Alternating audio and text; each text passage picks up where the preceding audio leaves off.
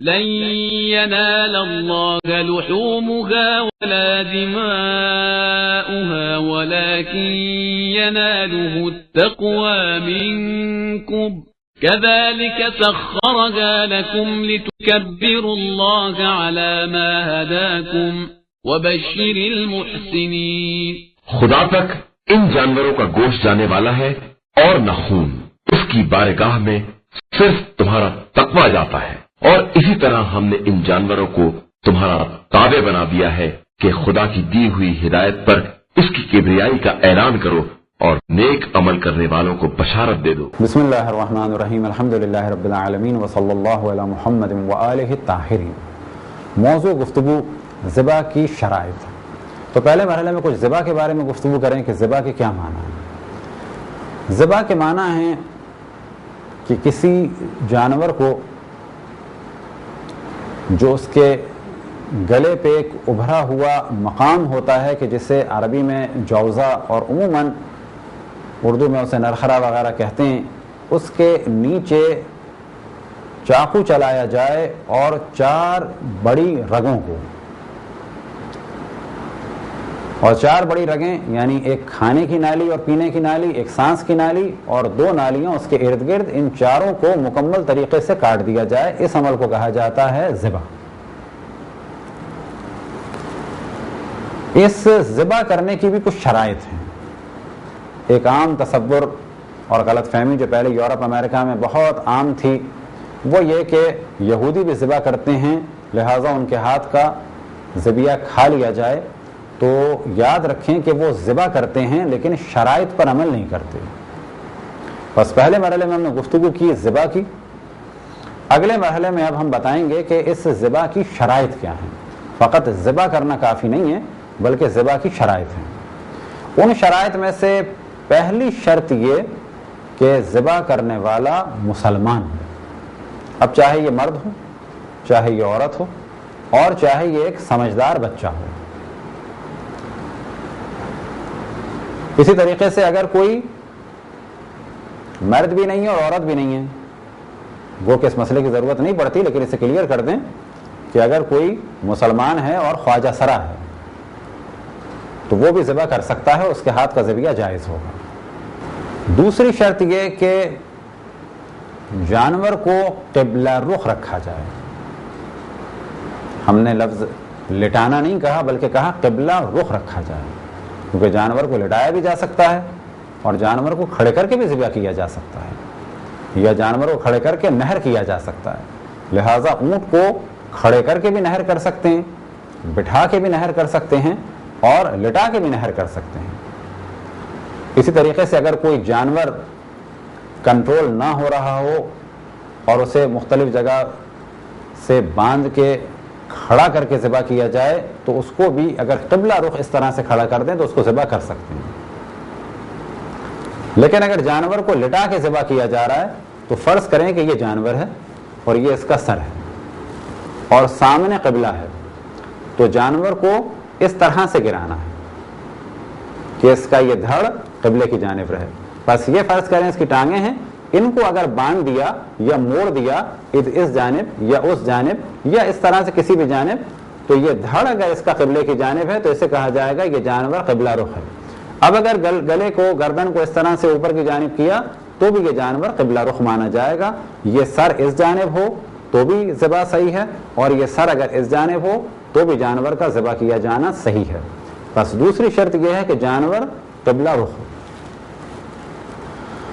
تیسری شرط یہ کہ جب جانور کو ذبح کیا جا رہا ہو تو اللہ سبحانہ و تعالی کا نام لیا جائے. اب یہ نام لینا بسم اللہ، یا یہ کہ بسم اللہ الرحمن الرحیم یا اللہ اکبر یا لا الہ الا اللہ، ان میں سے کسی بھی جملے کے بعد جانور کو ذبح کیا جائے تو جانور حلال ہوگا. لیکن اگر جان بوجھ کے بسم اللہ یا اللہ سبحانہ و تعالیٰ کا نام نہ لیا جائے تو جانور نجس ہوگا، مردار ہوگا، اس کا کھانا، اس کا کھلانا یا اس کا بیچنا حرام ہوگا. اسی طریقے سے شرط ہے کہ آخر وقت تک یعنی مکمل 4 رگیں کٹنے تک اللہ سبحانہ و تعالیٰ کے نام پر باقی رہا جائے. کیا مراد؟ یعنی ایسا نہیں کہ بسم اللہ پڑھی، ابھی ذبح کرنا شروع کیا تو پھر کسی اور کے نام پہ ذبح کر دیا، پھر یہ جانور حرام ہو جائے گا. ہاں، ایک دفعہ آپ نے بسم اللہ کہہ دیا، اب اس کے بعد خاموش ہو گئے، 4 رگوں کو آپ نے کاٹا تو یہ جانور حلال ہوگا. کیوں کہا جائے گا کہ یہ ذبح ہوا ہے اللہ سبحانہ و تعالیٰ کے نام پر، اور اسی نام پر باقی رہتے ہوئے 4 رگوں کو کاٹا. اسی طریقے سے نام عربی میں ہو، یعنی بسم اللہ، ان دا نیم آف گاڈ، یا پروردگار کے نام سے، یا کسی اور زبان میں اگر ترجمہ کیا جائے تو کافی نہیں ہے. بسم اللہ الرحمن الرحیم، یا اللہ اکبر، یا لا الہ الا اللہ کہا جائے. اسی طرح سے شرط ہے کہ یہ بسم اللہ ذبح کرنے کی نیت سے کہا ہو. فرض کریں کہ ہمارے ہاتھ میں چھری تھی، جانور کو ذبح کرنا چاہ رہے تھے، کسی نے ہم سے کہا کہ آپ چائے پیجئے، ہم نے کہا بسم اللہ بسم اللہ اور چھری چلا دی، تو یہ بسم اللہ ہمیں کہنی ہے ذبح کرنے کے لیے. اس بسم اللہ کے معنی کیا ہے؟ یعنی اس نے ہم سے کہا آپ چائے پیجئے، ہم نے کہا بسم اللہ یعنی آپ پیجئے. کیونکہ ہمارے معاشرے میں اگر کوئی آفر کرتا ہے تو جواباً بعض دفعہ کہا جاتا ہے بسم اللہ یعنی آپ شروع کیجئے یا آپ پیجئے. تو ہمیں بسم اللہ کہنی ہے جانور کو ذبح کرنے کی نیت سے. چوتھی شرط کہ جس کی جانب عموماً مراجع عظام توجہ دیتے ہیں اور اکثر مراجع عظام احتیاط فرماتے ہیں، وہ یہ کہ چاقو خالص لوہے کا ہو. عموماً مراجع عظام فرماتے ہیں بنا بر احتیاط اسٹین لیس اسٹیل کے چاقو کو استعمال نہ کیا جائے، اور ہمارے معاشرے میں خصوصاً قصائی لوہے ہی کے چاقو کو استعمال کرتے ہیں اور وہ کافی ہے. 5ویں شرط کہ جس کا تعلق ہے ایک ایسے جانور سے کہ فرض کریں ایک جانور کہیں بلندی سے گر گیا یا ایکسیڈنٹ ہو گیا، اب ہم اس کو ذبح کرنا چاہتے ہیں تو ایک شرط ہے. وہ شرط کیا ہے؟ وہ شرط یہ ہے کہ جب 4 رگیں کٹ جائیں تو اس کے بعد یہ کچھ حرکت کرے. تو اس شرط کا تعلق ہے در حقیقت اس چیز سے کہ ذبح صحیح ہونے کی اور صحیح ذبیحہ ہونے کی شرائط میں سے ایک شرط یہ ہے کہ یہ 4 رگیں کٹی ہوں اس عالم میں کہ جب جانور زندہ ہو. بس اگر ہم صحیح سالم جانور کو ذبح کر رہے ہیں تو یہ شرط تو اس میں پہلے ہی ہے کہ وہ زندہ ہے. لیکن اگر یہ جانور کا ایکسیڈنٹ ہو گیا یا بلندی سے گر گیا اور اب ہم اسے ذبح کر رہے ہیں تو وہاں پر یہ شرط ضروری ہے کہ ہم یہ دیکھیں کہ جب ہم نے 4 رگیں اس کی کاٹ دی تھیں تو کیا اس کے بعد اس کی آنکھوں نے کوئی حرکت کی، اس کی دم ہلی، اس کی ٹانگ ہلی یا نہیں ہلی. بس اگر اس نے ہلکی سی ٹانگ ہلائی یا دم ہلی یا آنکھ ہلی یا منہ کھولا یا بند کیا تو کہا جائے گا کہ یہ جانور زندگی میں ذبح ہوا ہے اور ذبیحہ کے حکم میں ہے، یعنی پاک ہے اور کھانا اور کھلانا جائز ہے. لیکن اگر اس نے حرکت نہیں کی تو یہ جانور مردار ہے اور کھانا اور کھلانا اور بیچنا حرام ہوگا. کچھ شرائط ہیں کہ جن کو ترک نہیں کرنا چاہیے اور عموماً مراجع عظام فرماتے ہیں کہ بنا بر احتیاط انہیں ترک نہ کریں. وہ یہ کہ ذبح کیا جائے نرخرے سے نیچے، یعنی ان کو بالکل واجب ہی سمجھیں اور ترک نہ کریں. نرخرا یا جوزہ کیا چیز ہے؟ یہ ابھرا ہوا حصہ، بس ابھرے ہوئے حصے سے نیچے ذبح کیا جائے، اوپر نہ کیا جائے. اسی طرح سے چاقو اندر داخل کر کے باہر کی جانب 4 رگوں کو نہ کاٹا جائے بلکہ اوپر سے کاٹا جائے. اسی طرح سے احتیاط ہے کہ پیچھے کی جانب سے نہ کاٹا جائے. اسی طرح سے احتیاط ہے کہ جب تک دم نہ نکل جائے اس وقت تک سر کو جدا نہ کیا جائے جان بوجھ کے. لیکن اگر غلطی سے ایسا ہو جائے تو جانور حرام نہیں ہوتا ہے، لیکن یہ بھی بالکل واجب سمجھتے ہوئے کام کریں کہ جانور کی گردن کو جان بوجھ کے الگ نہ کریں. اور اسی طرح سے احتیاط ہے کہ حرام مغز کو، حرام مغز کیا ہے؟ ریڑھ کی ہڈی میں ایک سفید موٹی سی رگ ہوتی ہے، اس کو جان بوجھ کے کاٹا نہ جائے. اور ذبح کی شرائط میں سے ایک شرط یہ کہ جانور کے خون کو بہنے دیا جائے. بس اگر فرض کریں کہیں جانور کو ذبح کیا اور خون بہنے کی وجہ سے جگہ خراب ہو رہی ہے اور پھر اس جگہ کو ٹائٹ اس طرح سے پکڑ لیا جائے تو یہ کام صحیح نہیں ہے. نارمل طریقے سے جانور کے خون کو بہنے دیا جائے. اب کچھ توجہ دلائیں ہم کچھ شرائط کے بارے میں کہ ہم نے عرض کیا کہ قبلے کی جانب جانور ہو, اسی طریقے سے اللہ سبحانہ و تعالیٰ کا نام لیا جائے, اسی طریقے سے چھری لوہے کی ہو. بس اگر چھری لوہے کی نہ ہو اور مجبوری ہو تو لوہے کی چھری کے علاوہ بھی جانور کو ذبح کیا جا سکتا ہے. ایک مسئلہ یہ پیش آ سکتا ہے کہ جانور کو ہم نے قبلہ رخ رکھا اور بعد میں پتہ چلا کہ یہ قبلہ نہیں تھا, تو جانور آیا جائز ہے؟ تو جواب یہ ہے کہ جانور جائز ہے, کیونکہ ہم نے اپنے علم کے مطابق جانور کو قبلہ رخ رکھا تھا.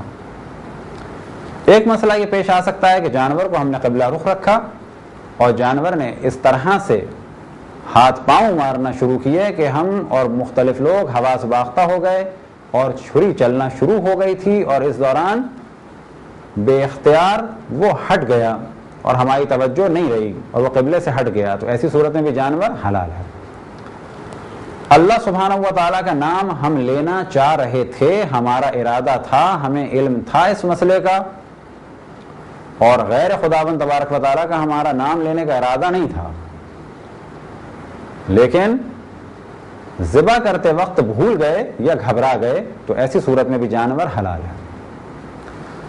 اسی طرح سے اگر کوئی شخص لا الہ الا اللہ محمد رسول اللہ کہہ دے تو اس کی نیت تھی اللہ سبحانہ و تعالیٰ کا نام لینے کی, تو جانور بالکل صحیح ہے. محمد رسول اللہ اس کی زبان سے نکل گیا تو کوئی حرج نہیں ہے, کیونکہ اللہ سبحانہ و تعالیٰ کا نام لینے کے ذریعے سے ذبح صحیح ہو گیا. لیکن اگر کوئی جان بوجھ کے اللہ سبحانہ و تعالیٰ کا نام نہ لے, اب وہ بے شک یا رسول اللہ یا علی کہے, تو یاد رکھیں کہ جانور مردار مانا جائے گا, حرام مانا جائے گا, نجس مانا جائے گا. اللہ سبحانہ و تعالیٰ کا نام لینا ضروری ہے. ایک سوال یہ پیدا ہوتا ہے, کیا قربانی کرنے سے پہلے کسی خاص دعا کا پڑھنا واجب ہے؟ تو جواب یہ ہے کسی خاص دعا کا پڑھنا واجب نہیں ہے. اللہ سبحانہ و تعالیٰ کا نام لے لیا اور نیت تھی قربانی کی تو یہ قربانی ہو گئی. لیکن بہتر ہے کہ ایک دعا کو پڑھا جائے کہ جو مفاتیح الجنان میں بھی ہے اور ساتھ ہی تحفۃ العوام اور دیگر کتابوں میں بھی موجود ہے.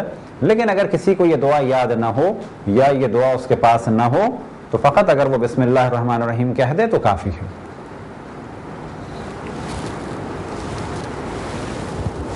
وہ دعا یہ ہے, وجہت وجہی للذی فطر السماوات والارض حنیفا مسلما وما انا من المشرکین ان صلاتی ونسکی ومحیای ومماتی للہ رب العالمین لا شریک لہ وبذلک امرت وانا من المسلمین اللہم منک ولک اللہم وتقبل منی.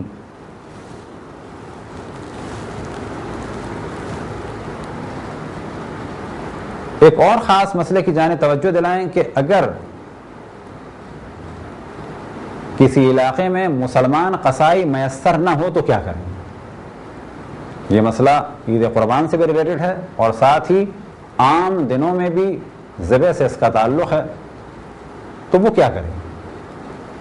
تو حل یہ ہے کہ کھال اتارنے والا یا بوٹیاں بنانے والا بے شک مسلمان نہ ہو, کوئی فرق نہیں پڑتا. ذبح کرنا, اور ذبح کے کیا معنی ہے جو ہم نے پہلے بیان کی ہے, 4 رگوں کو کاٹنا, یعنی کھانے کی اور پینے کی نالی, سانس کی نالی اور ارد گرد کی 2 بڑی نالیوں کو کاٹنے والا مسلمان ہو.